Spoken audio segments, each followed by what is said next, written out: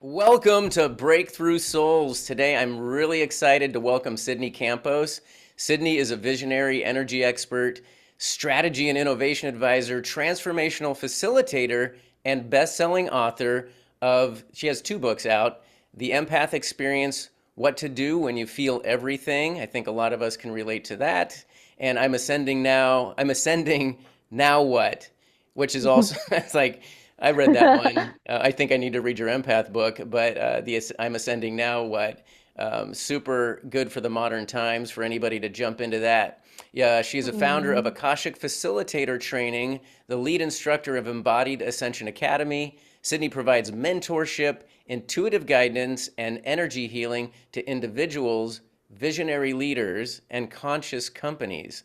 She teaches courses on self mastery, authenticity, and soul purpose. And since 2012, Sydney has curated and facilitated over, and I think I missed a number in here. You can fill in the blanks. You've done a bunch of life-changing retreats and immersive experiences worldwide in settings like Bali, Indonesia, Mount Shasta, California, Sedona, Arizona, and Hawaii, initiating profound journeys in Aw. embodiment, visionary leadership, holistic well being, and spiritual expansion. Her work has touched countless lives, inviting us all to create the worlds we wish existed. Welcome, Sydney. Did Phil, I it's get so all that? good. And Thank you. Yeah. I was in your Bali retreat, which was, I mean, Mm. it was really life changing for me and incredible. I mentioned, and we'll talk about retreats a little bit later, but it was transformational. Like literally, Mm. my energy was transferred a few days into the retreat. It was incredible. So thank you for Aw. that. So welcome to the Transferred or show. transformed? Your energy was transferred or transformed? Well, I'd say Transferred is a cool term. I'm yeah, like, what does that mean? transmuted, transferred, transmuted. It was transmuted. It was Cool. changed. I had some change Cool. in my Yes. energy. Yeah, Went from like totally. I had some anxiety that I didn't realize I had down into it was gone, and I'm like, what's missing? And it felt good. So Amazing. That's it. That's it. That was such a special time. I'm so grateful that we got to share that experience. yeah, it was incredible. And so Mm. you've been my mentor and guide. We've worked Aw. together a little bit, and I wanted and the like where you've come from. You didn't just Mm. pop out and go, okay, I'm ascended, so to speak. But you've had a life journey too that I think people can relate to. That you I think you go over that in your book, I'm Ascending Now What, in more detail. Mhm. But do you want to just talk about a little bit about kind of Sure. how you shifted from really, I think, living in the density and contrast of the Earth experience to, I think, almost giving up, if not maybe being in a couple of places where you might be transitioning off the planet to, Mhm. ascending and kind of realizing your own power? Thank you. Yeah. I definitely overshare about that in my books. Just share heavily about it, the journey. And um, yeah, welcome to whoever's listening and joining us. And thank you for this space to explore and connect. It's hard to be on this planet and to be really awake and to feel all that we have access to. It can be impossible sometimes and really overwhelming and lots of anxiety and depression and just a lot of compassion for what it takes to be a human being and to really, really choose to live here, to be awake. So I was born into a family that loved me the best they could and just really incredible beings. My parents are creative and really artistic and just awesome. And they also came from families that didn't have a lot of resource, with a lot of trauma, a lot of addiction, a lot of neglect. And so that informed like their capacity to be caregivers, right? And so they tried the best they could with what they had. And I didn't get a lot of the support that I needed to develop a healthy nervous system, to develop a healthy sense of self, to feel loved in the way that I really needed to feel attuned. So it set me up with a lot of anxiety, a lot of stress, a lot of poor differentiation of self. And it also allowed me to hyper develop my psychic intuitive abilities, which developed out of survival to Mm, track what was going on all around me to make sure I was going to be okay. Because I didn't feel safe. I didn't know if the people around me were going to be there the next day necessarily. And so, yeah, that translated into also being really insecure and just, really low self-esteem, low self-confidence, highly empathic, and just so anxious, like wondering what everyone was thinking about me, feeling like people were looking at me all the time.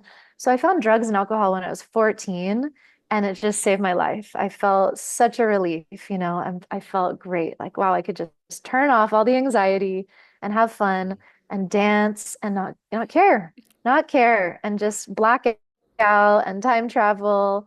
And I also felt like I had a purpose, through partying and bringing people together to have fun, which is so a part of my soul and what I love to do. But at the time, it was really around drugs and alcohol because I needed that to cope. And so I did that for about 10 years. It got pretty dangerous towards the last few years of my, addictions. I found myself in many near-death situations and also just wanting to die because I was so disconnected from myself and really didn't have a purpose, sense of purpose for living. And as hard as I tried to leave, it felt like I wasn't allowed to go. And I would just, get arrested or I would get taken to the hospital or I'd have some kind of interference that would prevent me from fulfilling that plan. And eventually, really through grace, I was in the therapy session trying to get career counseling, thinking that if I could just figure out my career and I could be more externally successful, it was very externally oriented, I cared about how I looked. Like if I could just get more money, get more success, get more attention, then maybe I would feel more peace and I wouldn't have to do all of these things I had to do to just cope and drink and drug to like just feel okay. And in the therapy session, something happened where I just felt like this was a good divine intervention. And I just told this person the truth of what I had actually been doing, which was she was actually about to suggest I get medication for bipolar disorder.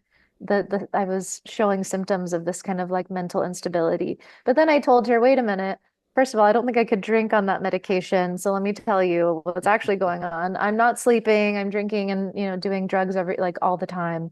I'm not eating well. So of course it seems like I have a mental illness. And, let me tell you some of the dangerous escapades I'm having around like escorting and just a lot of dangerous behavior. And I finally told this person the truth. And the look on her face was shock. And it was enough for me to feel the shock in my own system for once. Like, wait a minute, wow. And something shifted in me where I felt it wasn't all linear and in that same moment, but just something got catalyzed where mm-hmm, I realized if I continue doing what I'm doing, I'm gonna die and and actually I don't think I want to die. I think I do want to stay and I need help. And mm-hmm. again, it took a few months, but I eventually had a few other things happen and then I got I got sober. I started to ask for help to get sober, to learn what it was like to live without drugs and drinking and to just start to take care of myself. And that was in 2011. Uh, so a couple of questions for you, and one is like how important was it just to? I mean, you also felt maybe an intuition in feeling comfortable telling this person some very deep, dark secrets, so to speak, or things you Hmm. haven't really been able to tell other people. So you had maybe an intuition there. How, I mean, like I Hmm. think sometimes just being able to tell somebody something Yeah. is healing in itself, being Yeah. seen.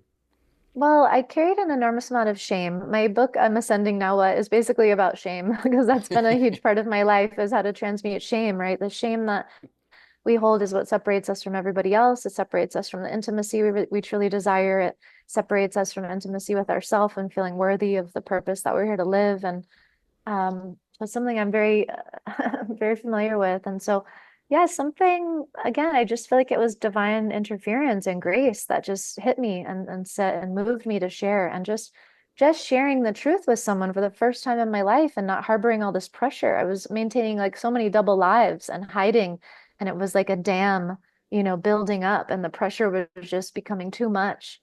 And I had had a relationship with this person. I'd been working with them for a couple months. It's hard to recall. And so there was trust there, right? This was like as close as I ever had to a mentor in a way. I was a therapist, but I felt safe to just share and to just let that energy out, and to let that pressure off. And I felt relief and I It's so could feel it. important. I Yeah. didn't have the words at the time, but looking back, it was like it allowed some of the shame to diffuse. And then I could see and feel a little bit more clearly what I really wanted. That's yeah, and I think, with the work I've done over the last year too, it's like I say don't avoid the feelings, but they can get looped. And what it sounds like you're able to, and that's energy, right? There's energy in anger, hatred, shame, things like this. And if they get stuck inside us, they can eat us up. And you just kind of Mm. released this energy or transferred it, whatever word I used, Little part of transmuted it. it, You a you tiny, tiny, alchemized it. tiny, a tiny, tiny little bit. There's so much, and Hmm. just a tiny little bit at a time. And it was enough to shift my perspective and to welcome in help and to really feel like, wait a minute, I don't have to figure this out alone. I'd put myself under from the trauma in my childhood, I learned to be so self-sufficient and Hmm. just alone, operate alone and to figure everything out by myself. And so this was a huge breakthrough and finally trusting that, hey, maybe someone else can help me hold this, Somebody and else like, let's cares. see. And you also Yeah. mentioned, I forgot if I was listening to your podcast earlier. Somewhere you mentioned, or earlier today, you were saying that you were shy, I think, and you were having a hard time with attention. Did I catch that right? Was there some element of just not? You said you just didn't feel worthy. Did I catch that correctly? I had enormous anxiety my whole life. And Yeah. just as a kid growing up, and, my family moved to San Francisco when I was 9 years old and was starting fourth grade. I had Mm. grown up the first 9 years of my life on the East Coast in a really small town, Newburyport, Massachusetts, and New Hampshire, just like more suburban, more calm, totally different. And then we moved to the middle of San Francisco, like the Lower Haight, which is a pretty wild neighborhood.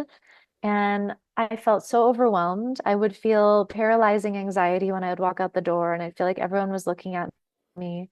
And then I remember when I first started in high school, I transitioned from like a 3,000 person middle school, very diverse public school.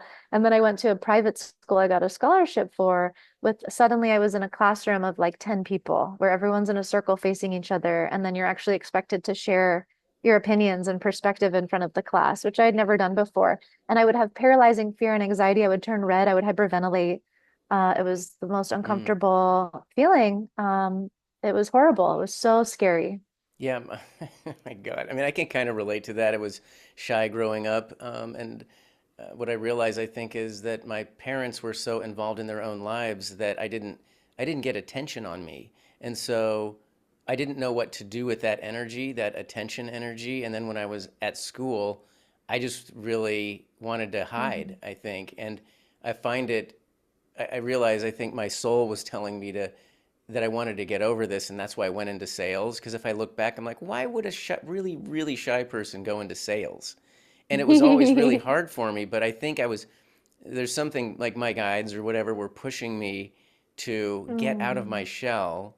And it mhm, sounds like there's an element there's a parallel there with you where you didn't feel comfortable, but when you also got mm. into your groove of being with people and connecting people, that felt really good too. And there's an element of like, if you're really shy, what are you doing? But your soul was calling you to do that, right? Yeah, I'm a connector and I'm You're a here for connector. connection and really not just any connection. I'm here for like deep, real soul connection. Like that's what I am alive for. And I seek to create that in everything that I do and everything that I make. And usually our sole purpose comes to being from high contrast, right? So to your point, I think what Mm, you're alluding to is like, we grow up through the contrast of not having what we wish we most had, so that we understand and don't take for granted, like, wow, connection is so meaningful to me. And I never take that for granted because I know what it's like to not have it. mm-hmm.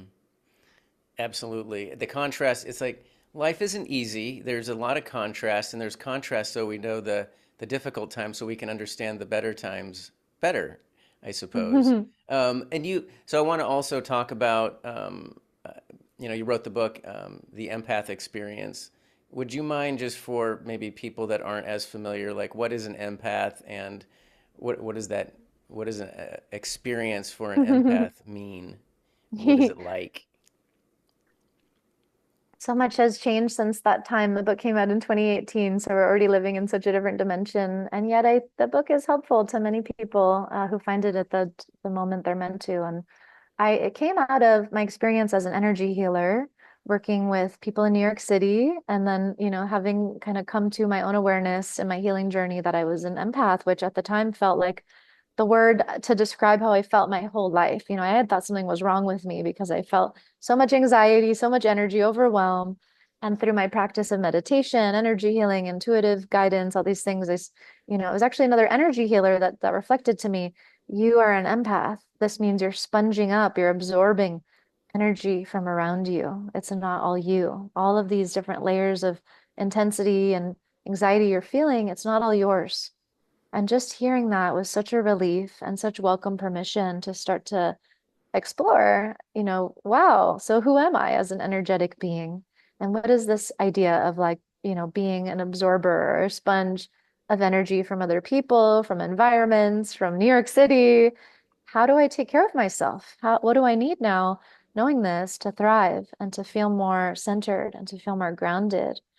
And so an empath is, I would define it today as someone who is very open energetically and able to feel experiences of other beings. So even like plants or the planet or animals, other people, environments. And usually this ability is cultivated from trauma, from again, as I described, like growing up in an environment where there wasn't a lot of attunement or safety or containment.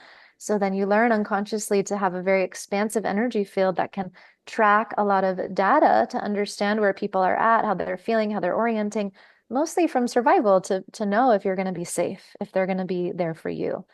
And so a lot of people grow up unconsciously with this, they're sponging up energy, they're taking up a lot of energy from their environments and relationships, and then they can feel very taxed and tired and heavy and confused as to why they might feel certain things that don't really make sense logically. Like that happened for me at a point in my journey. Everything in my life looked great, and I still felt this debilitating anxiety, which led me to seek out support. And that was when the energy healer said, you're an empath. You're feeling a lot of other people's energies, and it's time to learn about boundaries. It's time to learn about energetic hygiene and how to ground and take care of yourself and start to learn what does it feel like to be in your energy and then differentiate from other people's energy more, more, yeah, with more discernment. So then years later, I'm an energy healer. I'm helping all these people. Most of them are empaths who resonate, who come see me. And then I'm starting to give them this like protocol of support that's worked for me that I just probably took for granted because we take for granted the things that actually can save lives that we just do as a way to survive. And so I was getting feedback from people who were doing these protocols, practices, meditations. They're like, thank you so much. This is changing my life. And then I had an intuitive hit. If this is helping so many people, I should put this in an article so that I can at least just send people a link. It'll be easier than sending the list. And maybe I can help more people. Like maybe there's more people that could really use this information. That was my intention. And so then I published two articles in Mind Body Green, and they went pretty viral at the time and reached a lot of people and just helped them. Just like me, people were emailing me saying, wow, I have a word to describe how I felt my whole life. I sent this article to my whole family. This is so helpful. Thank you. And then this is how the magic of the universe works. I had no agenda to write a book. I thought I would write like a little ebook, to expand on the article. There's a little bit more I could add. Then I had a Facebook message from an editor at Simon and Schuster offering me a book deal to write what would Somebody become came to the you. Yes, they found me. Amazing. I had a little bit of an audience and presence, but honestly, they just saw the article but this is God, honestly, That's it's beautiful. just Mhm. like but the universe met me halfway because I listened to that hit to write the article and then expand with a little bit of a book. But this is my kind of small human thinking, like, oh, I'll write a 40-page book. And then God is like, no, you're gonna write a little bit more and we're gonna put this into distribution. And so, that came out in 2018 and it's an international bestseller and it's reached, I think, 70,000 people and it It's yeah, I'm really That's grateful that it amazing. exists. Yeah. And I think a lot of people can identify. I think a lot, yeah, with being an empath. I can, and I think a lot more as we awaken, both materially and spiritually. We're realizing we absorb people's energies. I'd be curious. I don't know if you can talk a little bit about. We talked about setting boundaries the other day too. Yeah, that's a good Setting one. I as because as we, let's just say, raise our vibration, or we're doing the work on ourselves, you may have a lot of people that are coming into your field attracted and like, what do you have, what's going on, and then now you're getting overwhelmed with these energies. Do you have any kind of quick Mhm, thoughts or advice on for somebody mhm. who's an Yeah. empath that they can do to, like, yeah, protect their Mhm. energy, I suppose? Yes, I also want to say it's coming through to articulate where we every single human being has a capacity to be empathic. So there's a bit of a spiritual game. It can be a bit of an ego attachment sometimes, especially earlier on in the spiritual journey, where someone can find a name or an identity, and it feels really good because it explains how you feel. But then it can also become this marker of like specialness, like I'm an empath. Mm-hmm. And that was a part of my journey to kind of disidentify with that term because I realized, wait a minute, we're all We're all empathic. Like empaths. everybody is actually. And some people are just a little bit more sensitized than others, but we're all evolving, we're all ascending, we're all growing. We all have this innate ability, and we're all here to learn about our energy and to become empowered in our energy, in our energetic expression, which is unique. We're all so unique and have different needs and different ways of like managing and really optimizing our energetic presence. So to that point, the best way I could say for people today, especially with the uptick on our planetary frequencies, it's just getting so strong and it's just going to get stronger and stronger. It's a lot. It's so important that you learn your unique way of grounding and feeling connected to the earth and feeling connected to your sense of center. This will be different for every single person. For me, at this phase in my life, dancing is one of my favorite meditative practices, and it's when I feel the most grounded. And I begin my dance meditation by really laying on the ground, laying on the earth, breathing in through my whole body, feeling my energy in my fingertips and toes, and even like grounding into the earth with envisioning an anchor going down into the earth's core, breathing in energy from the earth's core all the way through my body, feeling it, feel yourself anchored to the planet, feel yourself all the way here. Sometimes it's helpful to even say, I am here. I am here. Claim your place. Be all the way here.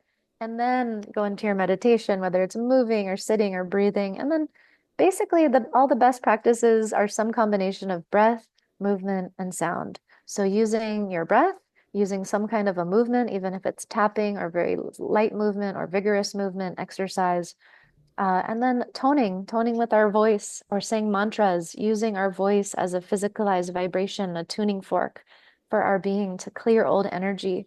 Super helpful and Mm. really fun to play with. That's beautiful. No, it makes me want to go out there and do that right now. And we'll take a pause and I'll go ground on the earth. Yeah, you know, it's beautiful.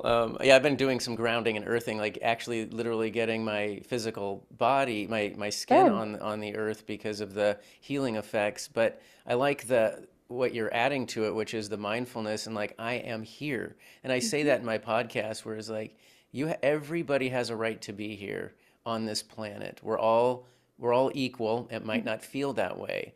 And we all mhm, have the ability to connect directly to source, whatever we want to call it. And I also think mhm, no matter what we have done in our lives, no matter how bad we perceive ourselves to be, the shame, or you might think somebody is just a horrendous person, everybody has the opportunity to turn it around on a dime.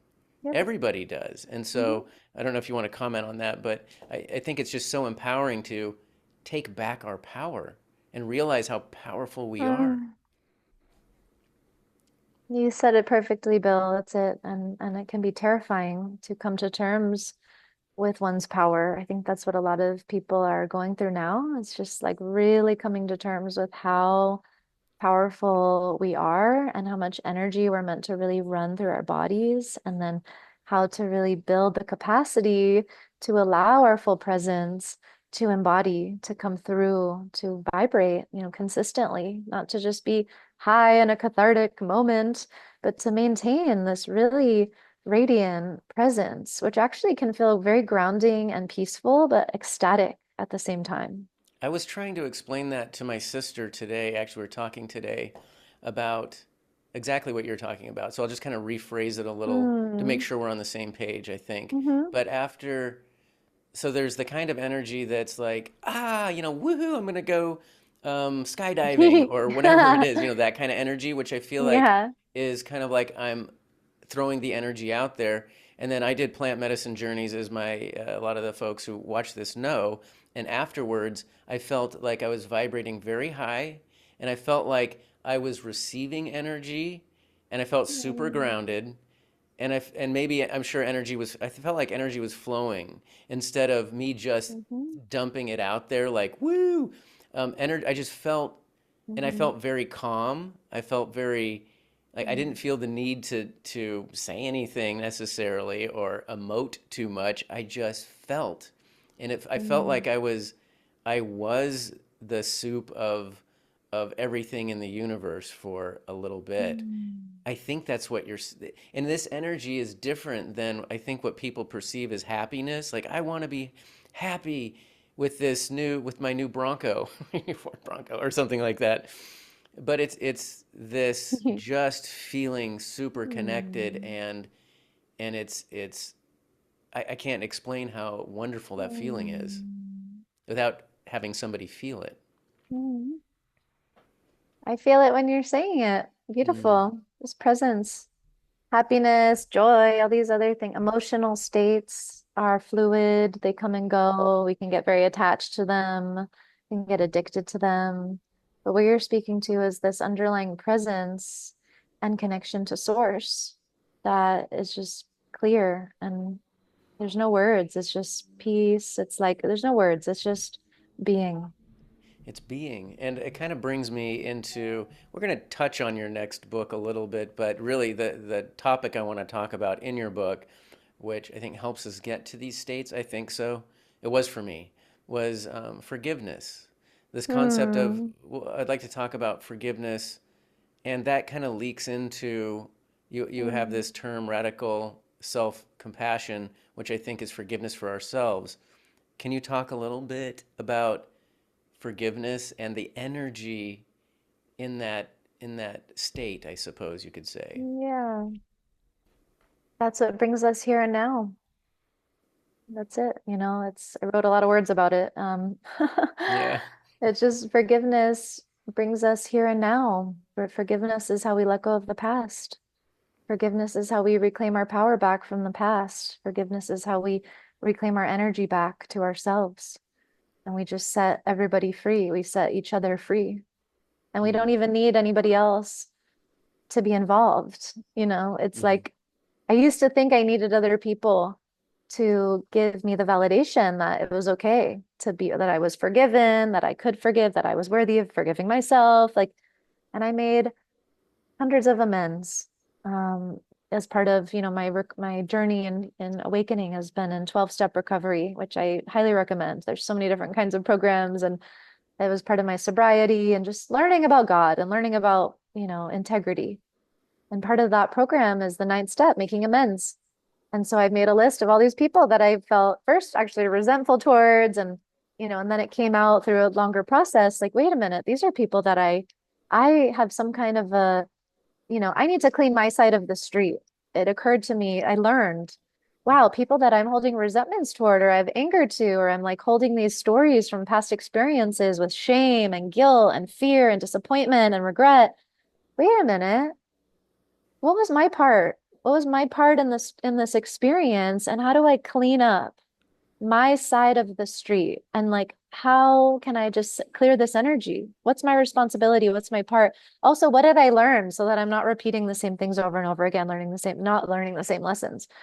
And so I learned through making many, many amends to people in person, on calls, and I learned about forgiveness. And I learned that as long as I'm willing to clean up my side of the street, take responsibility for myself, learn these lessons that are always going to come up until I complete them, and have a lot of compassion for myself as a human being that's learning and growing through some really difficult tribulations.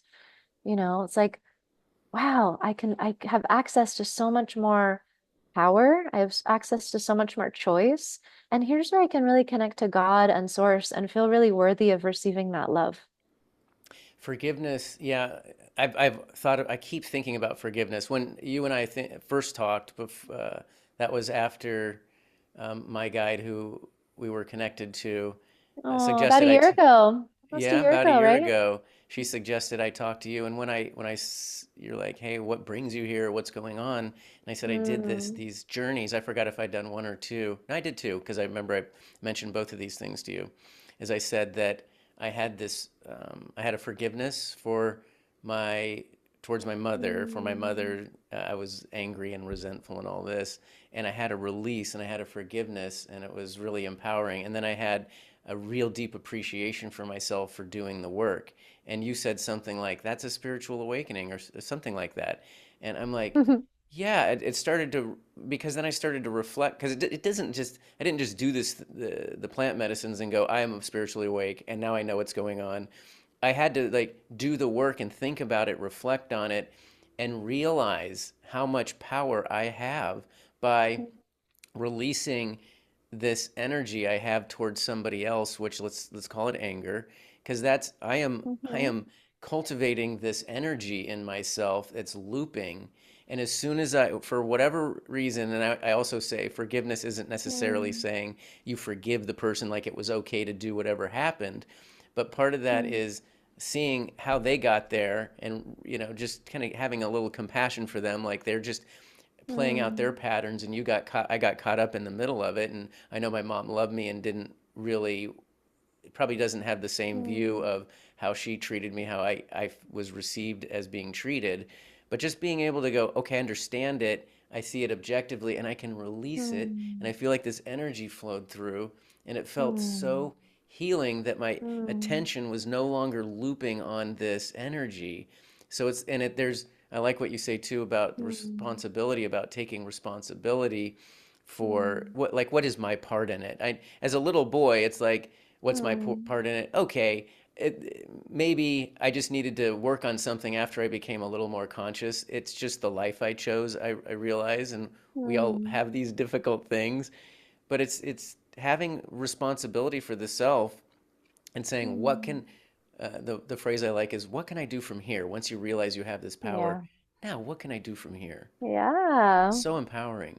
So cool. I could Yeah. cry feeling that awakening and oh, yeah, our parents, their family, it's just the ultimate initiation of being a human. And It I've had is. such a deep journey with my family and so much like Yeah, similar you've been patterning processing that, and a lot.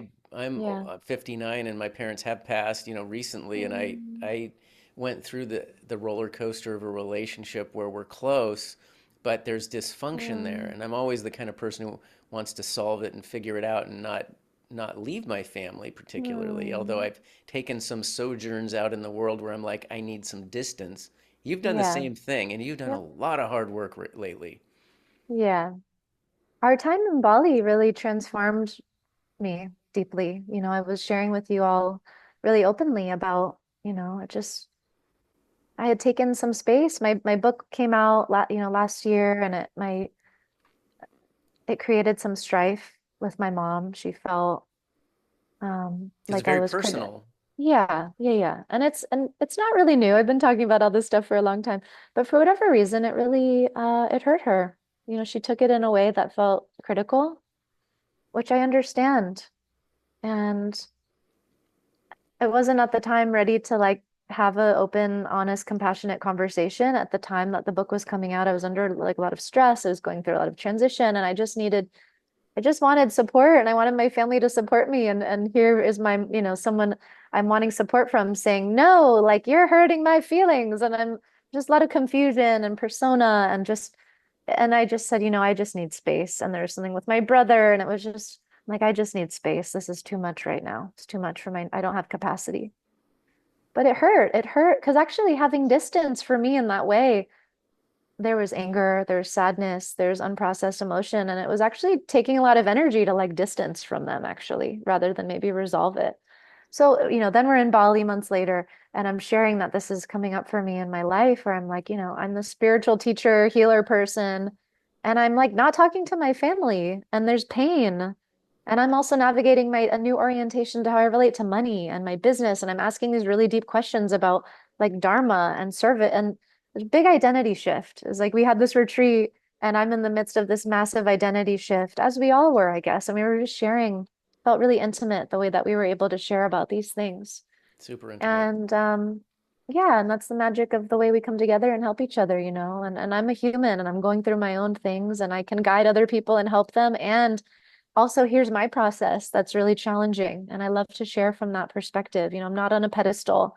And but I came out of Bali just feeling so, in our group, we touched into such a deep heart space, like I was so open, my heart felt so full. I felt so attuned to this magic of this world and being embodied and just the perfection. The last day of our retreat, I was just crying the whole day. I was just there's no words. I was just in awe, and we had this dance by this woman that had been holding the space for our whole retreat, didn't tell us that she was the star of this Balinese dance, and just did this whole activation for us. It was so, my It soul was was incredible. so Yeah. touched. My soul was so deeply touched, and then when I'm in a space like that, I then can see clearly, like, wait a minute, I love my family. I love them. These people, they did the best they could. They love me. They gave me life. If nothing else, I'm alive because of them. I'm here in this moment having this experience because of them. Like nothing else really matters. I don't have time for drama. And I actually have the capacity to show up in a different way. Like they might not, and I don't ever need to expect them to change, but I can change and I can go and be the light and I can be the space that invites healing and reconciliation. And so I did that. I booked a flight after Bali. I had a call with my mom and I was just crying for an hour, and we had some kind of crazy healing conversation. And she's like, I just want you to come home. Just come home and be with us. And I went home to San Francisco, and it was kind of awkward. I was like, do they want to see me? And this is weird. And I like got an Airbnb, and I'm like, can I come over? It was so funny. And then I ended up having this healing with my brother. My dad was there, and I just cried. I don't know what happened. It was some shamanic cleansing that happened in the kitchen I grew up in. And I just cried for 20 minutes. And my brother and my dad were just there watching, witnessing. I don't know. It was so surreal. And I felt like I was clearing many timelines beyond just my life. It was so much, and all the ancestral density and all the pain, just so much pain. Like what the people who raise us do, it's not their fault, right? It's like, how did they grow up? What were the conditions they grew up in? They're doing the best they can. And usually it's a long chain of people that have gone through so much pain, so much neglect. And it's like they just don't know, what they don't know. And You're so breaking cycles. if Cycle Breaker Bill knows, it was just that we're here, we're alive now to break these cycles. And it's through forgiveness, love, and compassion. And it's through being like grace, like Hmm. we're the ones that have the capacity to be the grace. We can't expect other people to be the grace to change. It's up to us. It's It's like up to we us. are responsible, and we can shift the entire trajectory of our biology, of our family, of our DNA. We can change it. Literally, we can do it just by showing up and saying, I don't know what's going to happen here, but I'm willing to have a new experience, and I'm really sorry. I'm really, even if that part of our ego is like, I have nothing to be sorry for, they owe me an apology. What it took for me to shift was like, you guys, I'm so sorry. I'm so sorry for what happened. I can see how, what I wrote about, what I said could have really hurt you. I totally understand. I really understand where you're coming from. I really hear you. I really see you. You're right. I'm so sorry for any pain that I've caused you. Is there anything I can do to make it better? Is there anything you need from me? That's all people want. That's They just want to feel vulnerable. heard. But Hmm. and a part of my ego is like, I don't owe them an apology. Like but it doesn't matter. Like the pain, the antidote to the pain we all need actually is just to feel seen, to feel heard, to feel validated. That's all anybody is really Right. needing, And I think, for you to kind of like to even apologize or say I'm sorry, I'm sure there's a level of you are sorry that they're hurt, right? And uh, but it's a level of vulnerability is what I'm saying for you to get to that place to go, okay, I'm going to open this thing up. what can I do? I'm very sorry. And you don't know if somebody's going to come scream because you know you've had the I've had those moments where I maybe apologize to somebody and then they just start laying into me more. You know what I mean? That Where you're happened. like That happened. you Yep. don't know what you're opening up, so there's a vulnerability Yep. which I think is expansive when you go, I'm letting you in. And then when you're met with love, then it's so strong and powerful, I think. And it sounds like your family was meeting you with love because you almost got me tearing up when you said that your mom said, just come home and be with us. Even Oh, after she was, yeah. that's beautiful. That, It's something really deeply, is all the work we did in our time shifted, open. It's also like when we do this healing and we open our hearts, we're connected to everybody, to everything around us, and especially our biological family. We're sharing DNA. Our DNA is changing as we're healing, clearing, opening. They're getting the reverberation of that energy healing, whether they're aware of it or not. So I absolutely. know that the work we did, it touched my family, it touched your whole family, everyone's family. It's like this is the real, we're setting these new foundations in motion. And I would say, just to get back really quick to, we kind of joke that I'm cycle breaker Bill. I can't say it. How did that nickname come up? It That was was so fun. I love that. Yvonne came up with it, I think. Yeah, So she's she was like, in you're our Cycle retreat. Breaker Bill. Cycle breaker Bill. But I think we're also anybody who's doing this work is trying to break cycles, which means we're trying not to repeat patterns, trying to be more conscious of how our maybe our ancestors, our mother and father, our family dynamics, and they had a mother and father, or somebody raised them, or maybe they raised themselves, but they had some dynamics.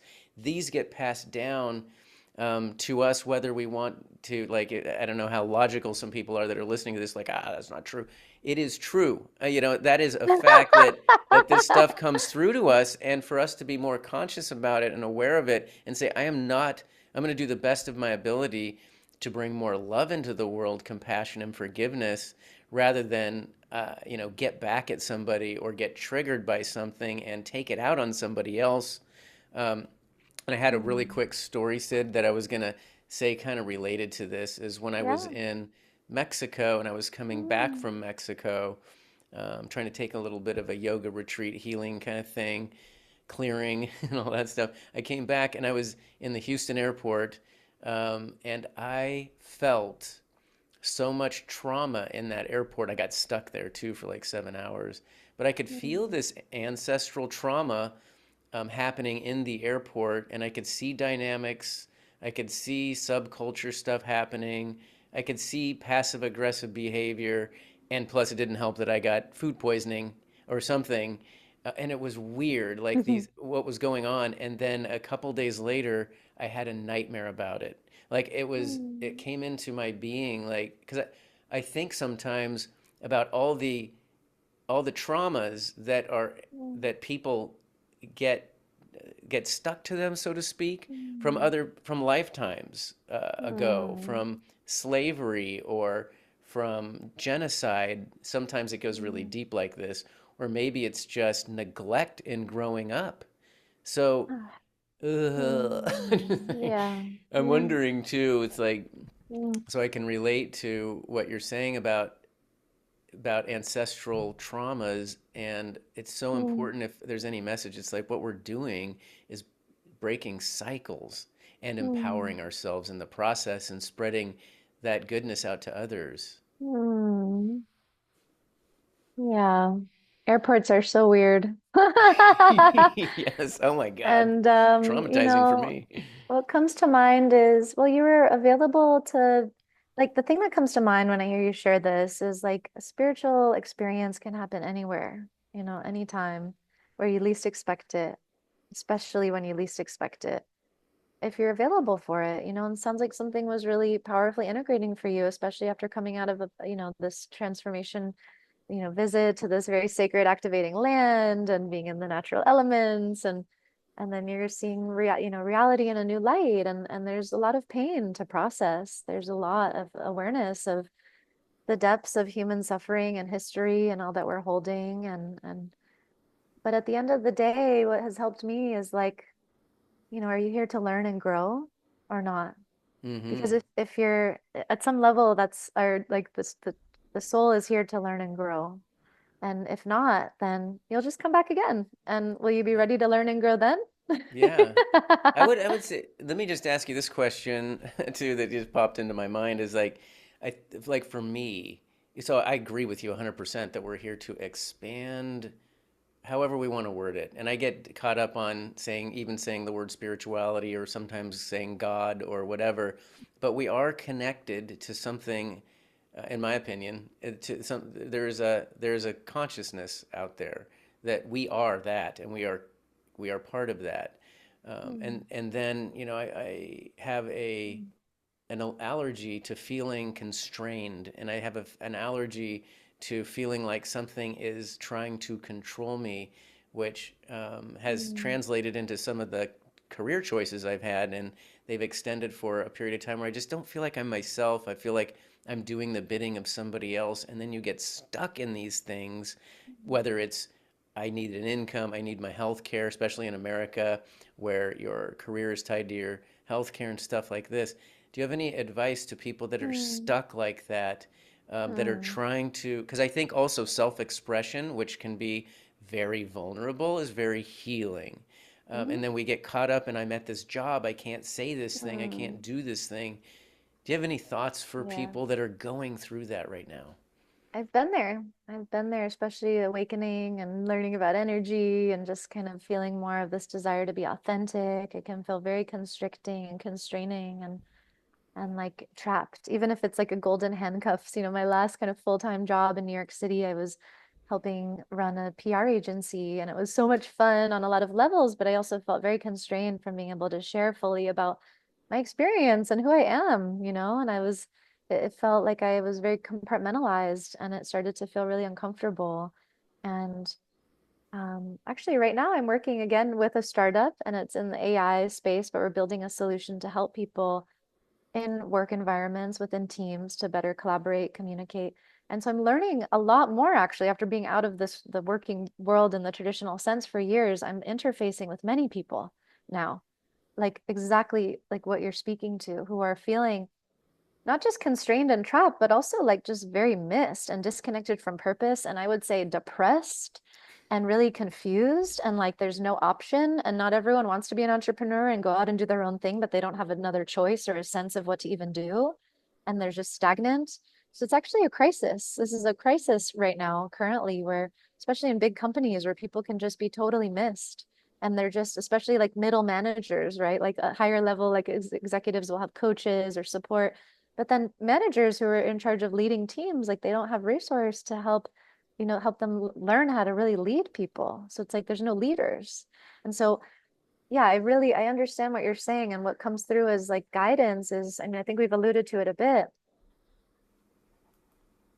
There's an initiation we all must go through, and it will be different for every single person, but it may look like a bit of a rock bottom. It was for me. I think part of the spiritual journey, the awakening journey, just the journey of becoming yourself is sometimes to go through the darkness so that you can feel yourself and feel what you really are here for and what you really want, and to see choices that you couldn't see before.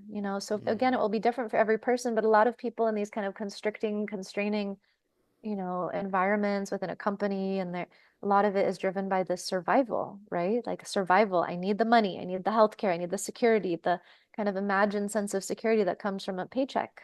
And just all the conditioning, there's an enormous conditioning we're entrained with, especially in American capitalist society, around financial stability from a job and around the identity that comes with having a job and having something to do and having even someone tell you what to do. This is a deep entrainment that starts when we first go to school. oh And my God, yes. talk about family entrainment. If your parents have an agenda around success and what that means and who you need to be important to them, there's a lot we're up against. And so these are actually, if you want to look at it in a different way, these are perfect conditions. You're starting to become aware of feeling constrained and constricted. Interesting. Hmm. What part of you is maybe wanting to be explored that might, no longer want to be disempowered? Is there creative outlet that is calling you to express through? Are there other ways you can support yourself to start tapping in to other resource to feel more alive and expansive? And I mean, a lot of people I've worked with, they tend to be more on the entrepreneurial side and want to be building things either within a company or in their own company. But frequently, when I'm working with people in that transition point of being in a job they don't like and they want to start their own thing or even move to a different job, we don't just start with like, jump ship and go find something else.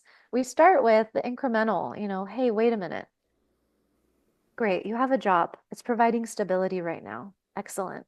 How do you take your power back from the job and all that you've made it to be, like this big thing that you need and you depend upon and it's telling you what to do? How do you start to take some of your energy back and just start to relate to the job as a job? It's temporary, it's not so much of a big deal. And you can take your power back and your energy back by putting your focus into things that are more generative for you, such as your creativity, your well-being, your spiritual practice, whatever you're interested in that reminds you of who you are. Because the feeling of being constrained and trapped is like you lost yourself. You lost your identity. You lost your connection to soul. You lost your connection to your purpose. Your purpose is not a job. The job provides a false sense of purpose, a very superficial sense of purpose, right? And so it's your responsibility to cultivate your own sense of purpose. What is that for you? It sounds like you might have lost it. So how do you go find it again? What are the things Mm-hmm. you love to do? Have the job as this investor in you in the meantime that allows you to explore mentorship, healing, support, so you reconnect to your purpose, and then you can make decisions in a more clear way that are more aligned with what you really want to do. Well said. And I think how many people don't really know themselves? When I started doing this work, I started to, on the prompt of my guide, what are your values? I'm like, and write them down. And I started thinking, I started writing my values down, going, yeah, this is Mhm, important to me. This is important to me.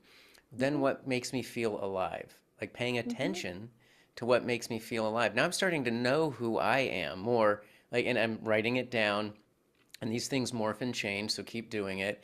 And then who do I want to be in a year or two? Nobody else mhm, is going to come over to you and go, here, although this has happened in society, I think, these are your values. This is what makes you come alive, and this is what you're going to be doing in 5 years. And you're like, okay. I think, and mhm, I like to, I said this on my podcast once, and I'll say it again. It's like, how many of mhm, your thoughts and your beliefs are your own? mhm, Right? Let's think about that for a second, people. It's like think about like the things you're saying. Where did that come from? Is that really you? Does that feel aligned for you? mhm, If you really think about it, what you're saying, like if you're arguing with somebody, you're like, are you really? Do you really want to create this division? And do you really believe this? But mhm, I think, yeah, what you're saying so resonates.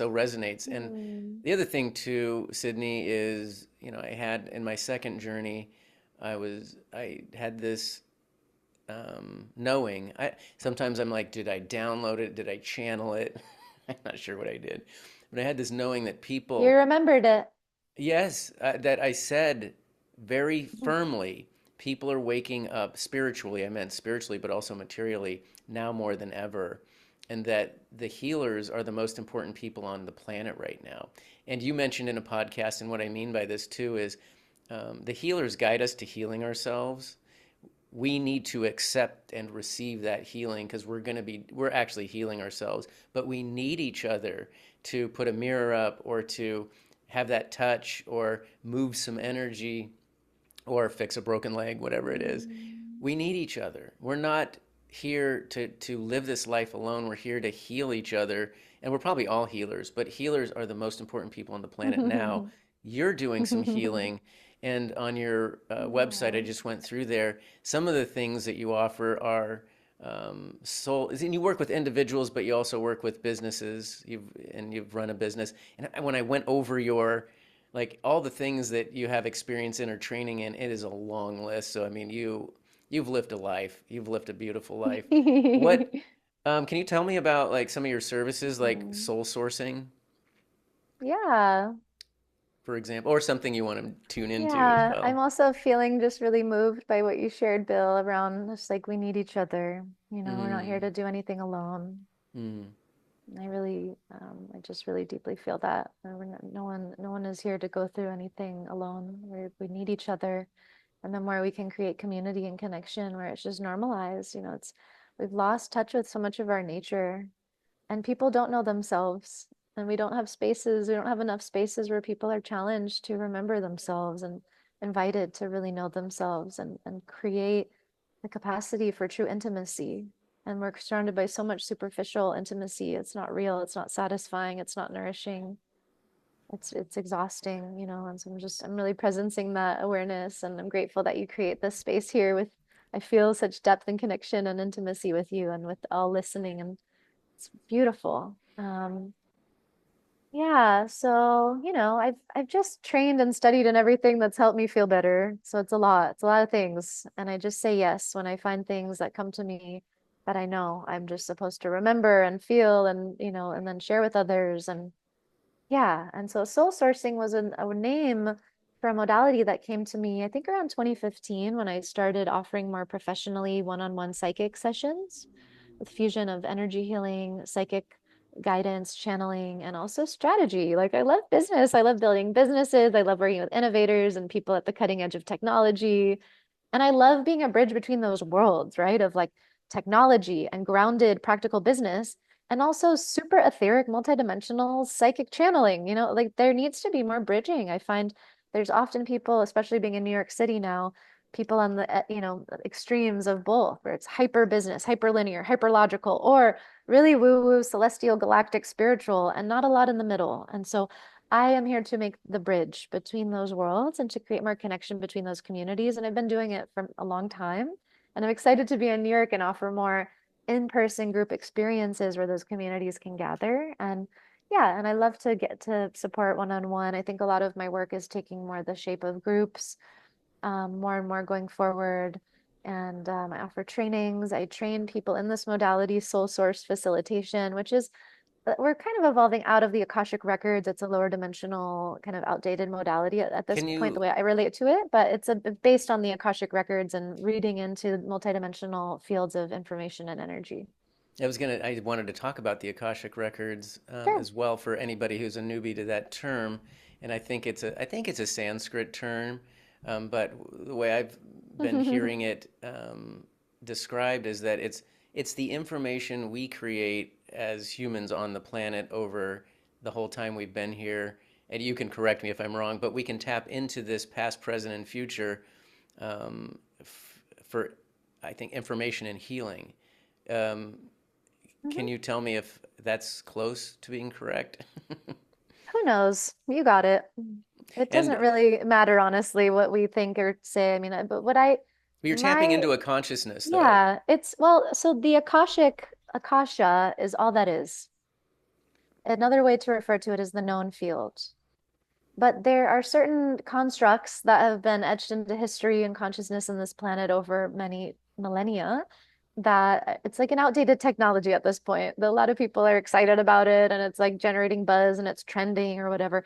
But the way that I relate to energy healing is that it is a bit out of an outdated lower dimensional construct that still plays a lot in the realms of duality and soul contracts and karma and these things that we're like beholden to.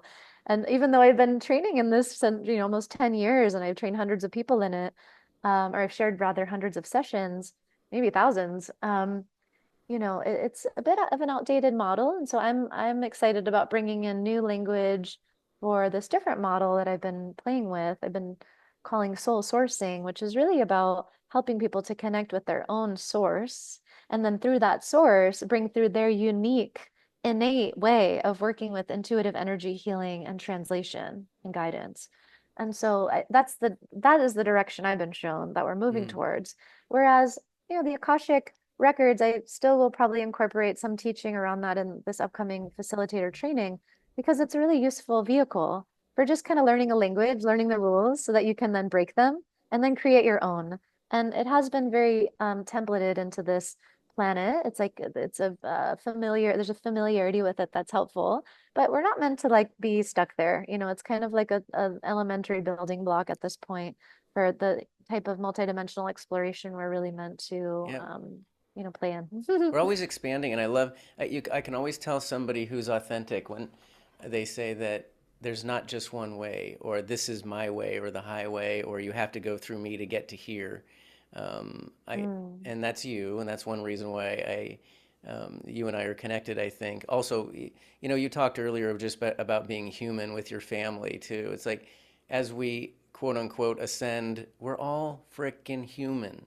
Lighten up on yourself, right? Is what I like to tell people. It's like Yeah. I might like I'm go on this podcast and I might have these epiphanies that I talk about. I'm still working on them Mm, too, and I feel yeah. like, and it's not easy work, but it's not but it's the most rewarding work I've ever done. And the kind of the way I've been looking at it lately is I take Mm. 2 steps forward, maybe 1 step back, and then 2 steps forward. Then you get knocked back a little bit to reality, and you're like, I've got to pay my bills, and I'm getting distracted by this thing, or somebody cut me off over here, or accidentally ate, a tub of ice cream or something like that. I didn't mean to because I was stressed.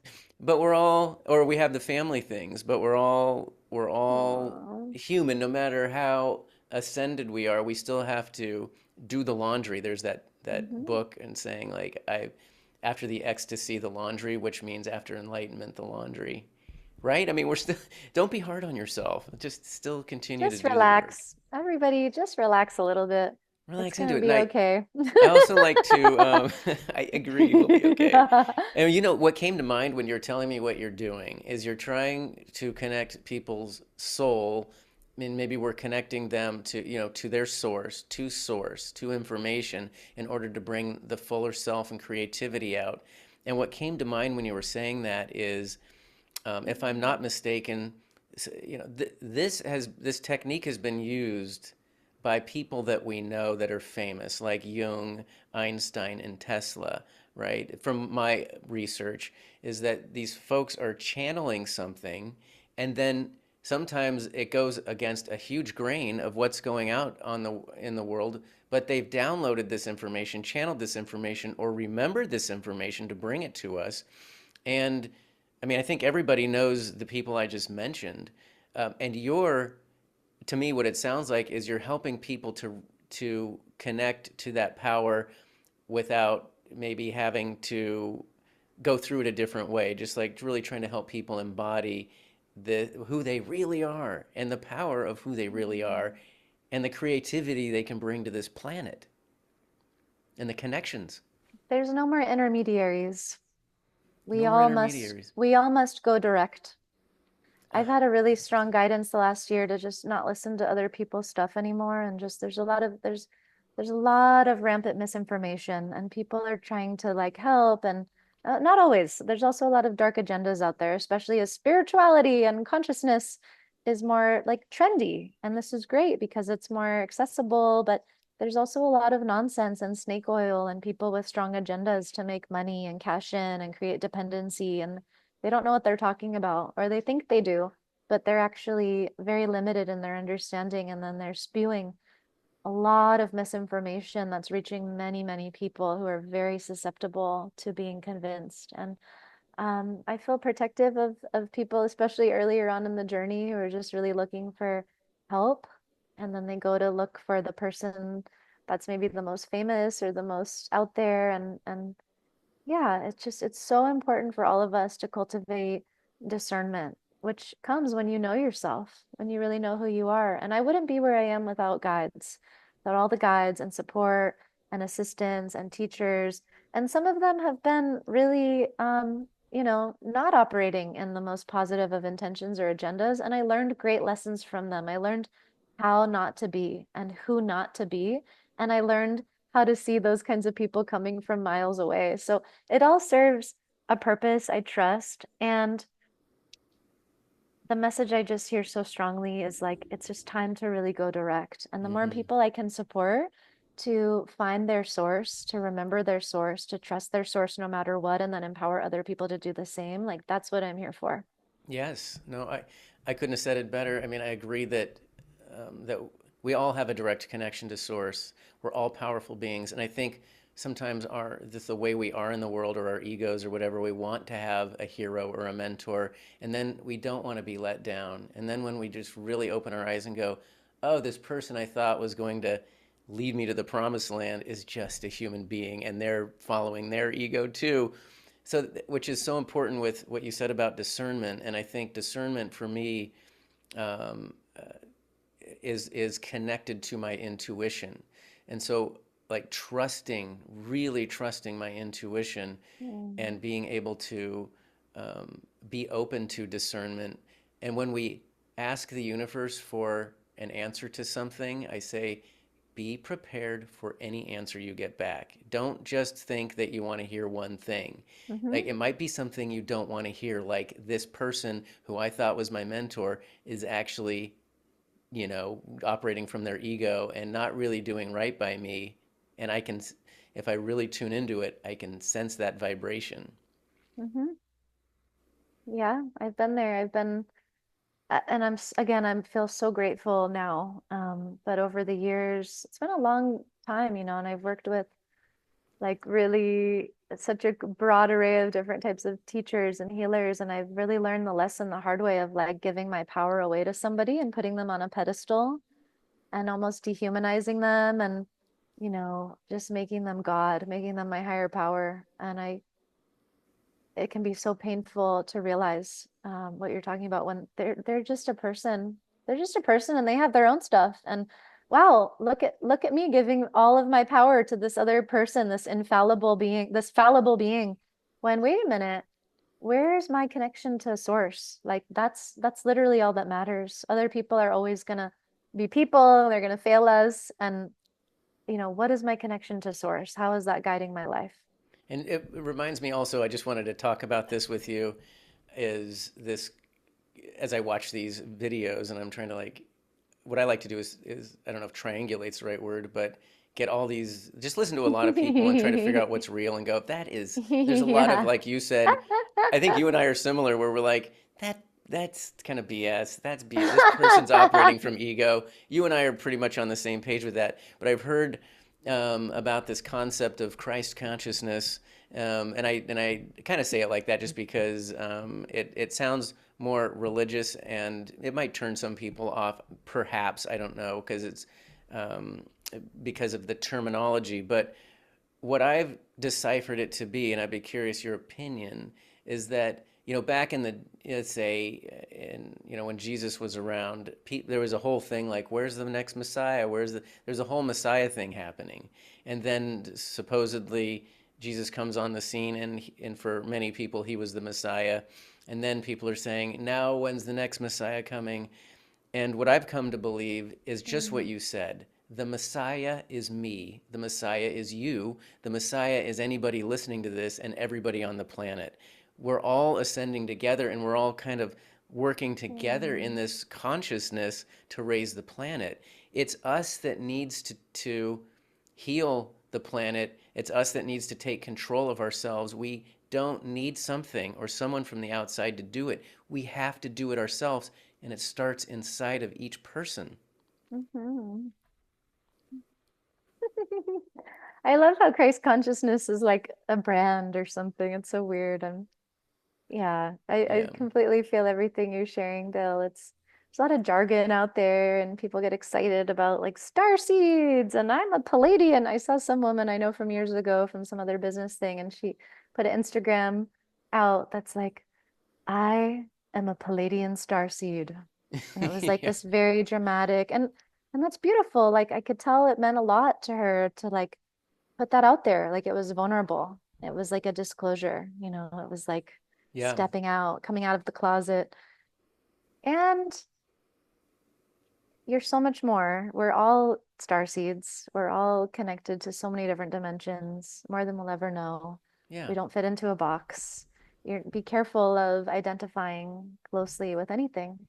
I think some people just want to feel like they have an identity and that they have a group of people. And sometimes I Yeah. think, on the like me being empathetic with or sympathetic with them is like, Mm. if we define, let's just say a Pleiadian, and then you look at the qualities of a Pleiadian, regardless of whether you really are or not, whatever those qualities are in a human, it's like, oh yeah, I can resonate with these people. It may just be another way to vibe with certain people. So I'm with you though on the. I hear a lot about the starseed stuff, and I'm like, and part of me thinks like it's fun. It's fun to do some of these things, but at the end of the day, it's about working on ourselves, healing ourselves, and healing each other, and being together on this planet where it's really difficult at times, and maybe even more difficult than ever. We're here to just be Hmm. together and work together and create together, which is Hmm. might be a good segue for talking about your retreats. You're so sweet, Bill. I love you so much. This has really it's been such a rich conversation and really grateful. Thank you. Mm, One of my favorite things to do ever, one of the reasons I feel most, why I'm here and when I feel most alive is to bring groups together in the most beautiful, magical, phenomenal places on earth that are supercharged energy centers of the planet, and then curate these adventures into nature, into just beauty, into the elements, to do magical rituals and just celebrate and move and meditate and learn and practice together and just play, and all while being very nourished, like with incredible food and body work and spas and just feeling how good it can feel to be you. And then to have space to also feel yourself and your vision, So we're meeting in Hawaii, in Big Island, Hawaii, where I used to live, which is such a deep, it's a home, soul home for me. And we're meeting at a time where there's an enormous amount of energy moving through there on the planet. It's a total vortex, manifestation vortex for sure. And it's a 10-day retreat from December 27th to January 5th. And yeah, my guidance was to invite a group there, pretty intimate, so between probably 12 people max, so that we can really deeply connect. And my favorite part of retreats too is just like you make all your new best friends and people you probably never would have otherwise met. In some cases, people you've been wanting to meet your whole life, and but we come together and for this time we're like a soul family and we're just helping each other heal. And through a lot of play and energy healing, there's a lot of deep transformation that happens. And it's my style is not to do like overt processing and going into the trauma. But what I found is like when we're playing in these multidimensional spaces and there are conditions set for more authenticity and presence, very deep trauma healing ends up happening, but it's almost without trying so mm. hard. And then it's even more sustained, the results are more sustained. And so this is some of what we're doing in Hawaii. The retreat is called Soulmatic Sanctuary, which is a play on somatic. So being in the body, embodiment, being in your vision, having space to dream about, where is your vision taking you? What are you here for? Why are you alive? And how is your path maybe evolving in this big year ahead, 2025? How are you showing up? And how can you be fully resourced and replenished to show up fully and yeah, and lead with inspiration and lead with your soul. Yeah, and I can attest because I joined you in Bali and for your retreat in Bali, right? And that's Bali, Indonesia, in an area called Ubud. In case anybody wants to look it up, a quick way to look it up by having the details. But Mm, um, yeah, I was thinking after I had done my plant medicine journeys, and I think I was talking to people about maybe doing a mm, healing retreat or mm. some type of vacation where I felt like I was taking care of myself. So I was calling that in, and Aw. my guide connected us, and so we did a soul sourcing session, which was amazing. So if anybody gets a chance, do a soul sourcing session with Sydney. But you invited me to that at the end. You're like, yeah, you want to, I'm doing this thing, and there was only a small amount of people. Mhm. And I think in my head I was going, yeah, I'm going to do that, but I'm the kind of person who needs to think about it for a second, which was like 24 hours or something. So I signed up. Usually I need more time, but I I signed was up like, right I away. see you with us, Bill. I think you're coming. Yeah, for sure. I'll be there, and I'm going to sign up for Hawaii as well. Oh. But for Bali, it was during my integration. A lot of information was coming in, and I was going through some changes also. Like my parents passed away, and I had tumors removed from my stomach, and my nephew got diagnosed with stage 4 cancer, and it's all this stuff. In the meantime, I'm like, who am I, and where am I going? And I want to feel more alive. So I joined you all on this. There was 8 people total, and you did a phenomenal job. You'd lived in Bali before, so you knew the area. You did a phenomenal job of putting it together yourself. You did a phenomenal job too of being one of us. You weren't just, somebody. Okay, we created this thing later, or I'm going to sit in my room. You were No. there facilitating things, and you also allowed other people with their strengths to facilitate, create, draw. We were drawing some things. We did some energy healing, and at one point, I remember we did do a sound bath. We did go out and do some travels, which I like. Is like we didn't just stay in this retreat. Got We're a like, tattoo. People got I got a tattoos. tattoo. 11/11 tattoo. I got my Never. 11/11 tattoo. But we'd even improvise. We're like, hey, there's how about a sound healing at the retreat? And you're like, let me make some calls. I know some people. And next thing you know, we were just doing that stuff. But I was sitting there at some point, going by myself, as going, what is different in me? Something's changed. It was like 3 days later, and I realized I don't have this feeling in my stomach, which I identified as anxiety. And then I thought, I didn't even know I had that in the first place, that bad at Mm, least. mm, And it was gone after a couple of mm, days. I'm like, I just want to be in this state forever. So it mm. was so powerful, so powerful. And I know that what you're doing in Maui on the or on the Big Big Island Island. in Hawaii Hmm. is you've been there before, you know people, you're connected, you have a beautiful retreat center. I looked it up online, and you know the Mm. folks, and you're already lining up some incredible stuff to if anybody wants to do take Oh. care of themselves for a week instead of how you go on a vacation, come back, and now you need a vacation from your vacation because you just like went bleh, you spun out. This is more like Yeah. just really expansive. It's Mm. so healing. It's Yeah. incredible. I'm so excited, Bill. It's like it's not just like a retreat, right? It's like this is really guided from the soul to meet at a certain time where there's a lot happening on the planet and a lot energetically moving through us.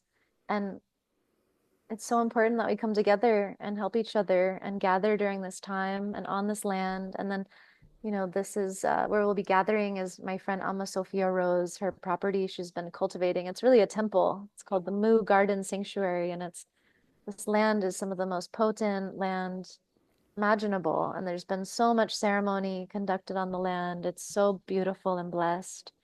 And she is also one of the most masterful facilitators and sound healers I've ever met in my life. And I've met many. She's one of the best. And she will be working with us with sound facilitation and vocal activation and just, it's her land. So it's just an honor to bring people there and to connect and just to bring people home, like Hawaii is, it just feels like home. And there's this opportunity to really connect with a deep part of the soul that it's like easier to connect because it is on an island in the middle of the ocean and it's a little bit quieter energetically, so you can really feel yourself. And so we're gonna have so much Beautiful. fun. Beautiful. I'm already feeling relaxed thinking about it. Yeah. Yeah, amazing. Yeah, and I love sound healing, and I've since we went into that pyramid in Bali and then had your Yeah. friend come and set this thing up for a small Mhm. group with just these amazing sounds. If people aren't familiar Yeah. with sound healing, or you haven't had the optimal experience, because I think sometimes Yeah. if it's not quite done right, you don't really feel it, but when it's done Yeah. right, Yeah. and these frequencies are sacred frequencies Hmm. of the universe, right? So the people providing the sound are mindful of the actual vibratory frequency of these instruments and the different tones, and the different textures of the sounds, and it's meant to get inside your body.